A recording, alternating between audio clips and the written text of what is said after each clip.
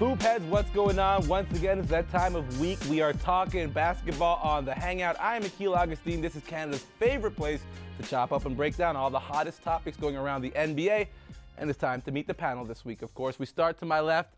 Young lady hosting Trending in Sports, Kayla Gray, your first time on the Hangout. Thank you for joining us. Thanks for having me. Awkward handshake. Yes, it was. Don't worry. We'll work on it later. Yeah. We'll dap it up or do one of those things. At the end of the couch, doing it in the park, my man Dwayne Sweets Watson. You know him. You love him. Contributor to Slam Magazine. He's on TSN Radio 1-on-1, and every other week you can catch him here on the Hangout. Pretty much.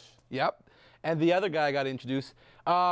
A day one dude for me. I was back when I was 18, hopping off the train at like 5:30 in the morning to do Mark and Jem's morning show when Flow 93.5 just came on the air. He was really good to me when I started, so I'm always going to put him on. Thank you so much for coming out. World famous, award-winning DJ, starting from scratch. Thanks. After all that, I got bumped for Strombo, so hey, listen. I'm just gonna say thanks, for having me this time.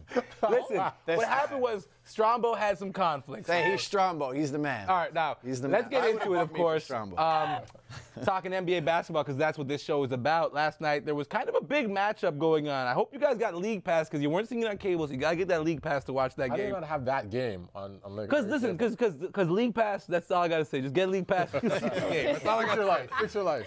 But LeBron James versus Kevin Durant. We threw this subject out earlier in the year. Who was going to be the MVP? I kind of picked Kevin Durant. But first, we got to relive the matchup. Everybody was anticipating seeing a big game from both LeBron James and Kevin Durant. I don't know. For me, I was walking into that game expecting to see the Heat kind of run away with it. Mm-hmm. Even though the smaller pieces of the Thunder are kind of starting to come together. Kayla, I'll start with you. Did you anticipate seeing the Thunder handle the Heat the way they did? I mean, when I look at this game, it was a game that was testing the throne. And LeBron, all he had to do was protect that throne. Now, the first quarter, they got away a little bit, and then Kevin Durant just turned up. He was seriously turned up. Just on fire. Like I predicted, he's going to get MVP this season. He's been so solid this season, leads the league in scoring. So, I mean, turned up, finished the game. There's a stretch in that game where they were literally going back and forth to see Kevin Garnett there pull up for that insane Kevin Durant pull up for that insane long triple. But Sweets, how impressed were you with what the Thunder have been able to do without Russell Westbrook? That's the thing. Without Russell Westbrook, he's like the number 1A on that team. Mm-hmm. And they were like killing it. 9-1 last 10. Like, this is a team I didn't even think was going to be in the finals this year. And they have a very good shot to do it. So we're going to get you to join in on the MVP conversation. Who are you leaning towards? Is it KD or is it Bron? Right now? Yeah. The way KD's playing, you can't stop him, so.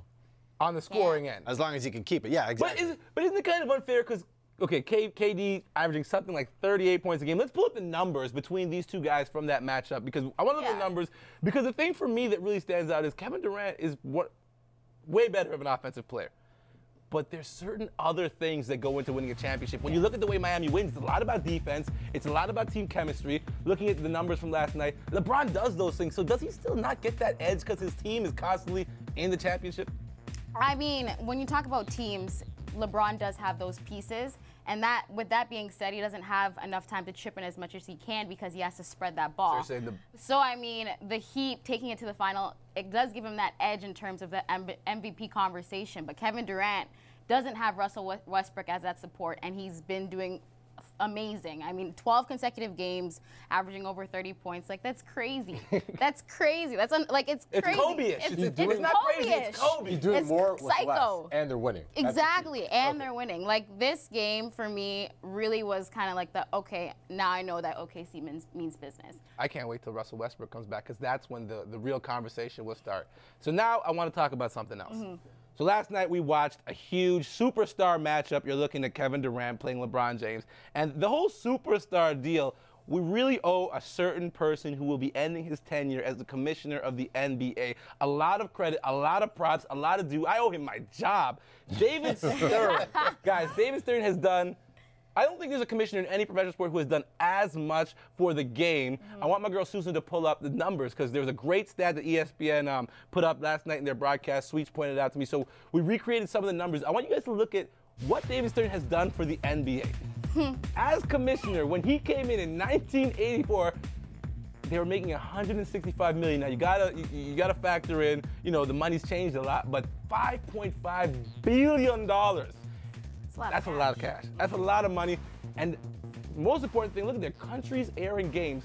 It went from just 2 to 250. This is an international sport. So looking at his resume, I want to know, what do you guys think is the most impressive thing David Stern has done as the commissioner? You got to look at the league's dress policy. You got to look at the fact that he created the superstar system. I'm not a fan of the dress policy. That kind of really soured me with David. Okay, all right. But look at where the dress policy has gone, though. Well, I think a lot more casual. But it's happened organically, though. I mean, like, guys are styling because that's who they are. They're not like LeBron and Westbrook and Durant. They're dressing like that because that's who they are. Or because Michael Jordan kind of set that whole thing up. Yeah, but look at the style from the Michael Jordan era to now. Okay, like, so let's do a style argument. Hold on a second. David Stern. Please. He's done great for the game. Growing it, but he's had 30 years to do it. I'm not knocking. Listen, I've had 30 years to live. I don't think I've had 30 years running a league. Don't you think you turn around? I'm not taking anything away from him, but I think you are. But it could have gone either way. But hold on, when you think about the time Stern came in, drugs were a problem. Drugs were a huge. That's what I was going to say. Drugs were a huge problem for this league, and I mean, it was definitely going on a downhill. You know, audiences were wilting away, and he just came in there with basically nothing. People that, like, there was so much drugs going on at that time. He turned things around, got all those deals. So everything's getting broadcasted. So it's kind of easy then because he was the bottom.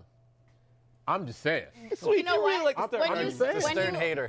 When you start at the bottom, I mean, we all know this with jobs and stuff. You got to build your connections. You got to make things happen. You have to grind it out. So that's what he did. Is he grinded it out and made the NBA what it is today. Scratch. What is the most impressive thing for you coming from David Stern? I'm gonna pass this one over here. I like the frozen envelope. Yeah, no, I'm going to go ahead and say how international the game is. Yeah. To me, that's the real piece. And I think moving forward, that's really what Adam Silver's challenge is to make this game even more international. Now, we still have more to break down, talking Hangout basketball. We got to talk about Kevin Garnett. We got to talk about the All-Star reserves. A whole host more subjects to break down when we return right here on Canada's favorite basketball show, The Hangout.